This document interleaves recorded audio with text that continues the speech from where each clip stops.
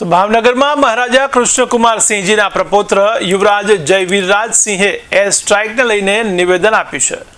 તો ઓપરેશન સિંદૂર નામ રાખી આતંકીઓને જડબાતોડ જવાબ આપવા બદલ વડાપ્રધાનની સરાહના કરી. આ સ્થિતિમાં વિપક્ષોએ સાથે મળી પાકિસ્તાનને જડબાતોડ જવાબ આપવા એકતા બતાવી છે. ત્યારે યુવરાજ જયવીરરાજસિંહે જણાવ્યું છે કે મને ભારતીય સેના પર ગૌરવ છે.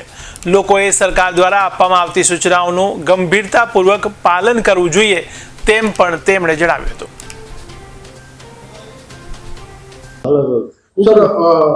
સ્ટ્રાઇક કરી છે આજે પાકિસ્તાન ઉપર, કઈ રીતના જોયું, શું સંદેશો પ્રજાને દેવા માંગશો? સંદેશો તો કઈ નહીં, પણ આ પ્રશ્ન પૂછો છો એટલે એટલું જ કહીશ કે ભાવનગર, ગુજરાત અને ભારત દેશના દરેક નાગરિકની જેમ ગર્વ અનુભવું છું. ભારત દેશની સરકાર સાથે સાથે આપણા ભારત દેશના armed forces, army, navy, air force, એમને હું સલામ કરું છું. અને જે મુંહ તોડ જવાબ એમને આપણા પડોશી દુશ્મનને આપ્યું છે એકદમ વ્યાજબી છે, અને દરેક નાગરિકની જેમ હું આપણા આર્મ્ડ ફોર્સીસને સલામ કરું છું. જે પ્રમાણે પહેલગામની અંદર હુમલો થયો છે તેમાં ભાવનગર સહિત કુલ 26 લોકોના મોત થયા છે. બર્બરતા સાથે મોત આતંકવાદીઓ દ્વારા ગોળીબાર કરવામાં આવ્યો હતો.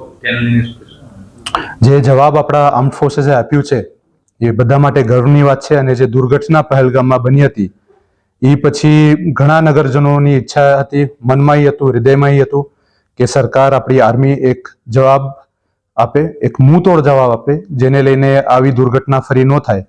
અને એવી જ આશા છે કે આપણા આર્મ્ડ ફોર્સીસના જેટલા પણ જવાનો છે એ પોતે સુરક્ષિત રહે અને આપણા દેશમાં એક પણ કેઝ્યુઅલિટી ન હોય એવી આપણી પ્રાર્થના છે. સાહેબ, ખાસ કરીને આપણા ભારતીય મહિલાઓના સિંદૂર ઘોષવાનો જે નિમ્ન પ્રયાસ છે આતંકવાદીઓ દ્વારા કરવામાં આવ્યો છે, જેને લઈને ઓપરેશન સિંદૂર લોન્ચ કરવામાં આવ્યું, શું કહેશો? ઓપરેશન સિંદૂર જે નામ માનનીય વડાપ્રધાન સાહેબે રાખ્યું છે, ખુશી અને ગર્વ છે કે વડાપ્રધાન સાહેબ અને આપણા આર્મ્ડ ફોર્સીસ દ્વારા જેટલી પણ ભારત દેશની આપણા નારી શક્તિ, મહિલાઓને જે દુર્ઘટનામાં એમના લાઈફ પાર્ટનર આપ્યો, એમના પરિવારના સદસ્ય ખોયા છે, અમે જેટલું કહીએ એટલું ઓછું પડશે. પણ જે જવાબ આપણી આર્મીએ આપ્યું છે એને હું સલામ કરું છું. સાહેબ, ખાસ કરીને વારંવાર આવી જે પ્રવૃત્તિઓ છે પાકિસ્તાન કરતું આવ્યું છે, અમે શું થવું જોઈએ? અમને શું કરવું જોઈએ એ કહેવા માટે તો અમે નગરજનો ભાવુક થઈને જવાબ આપશું. પણ વ્યાજબી એ છે કે આવા સમયમાં આપણા સરકાર ઉપર અને આપણા આર્મી ઉપર ભરોસો કરવો જોઈએ. અને તમામ ઓપોઝિશન પાર્ટી, દરેક રાજકીય પાર્ટી એક થઈ છે, એકતાથી આમાં આગળ આવી છે. એ એક ખુશીની વાત છે અને આ એકતા કાયમ બની રહે એવી જ મારી પ્રાર્થના છે.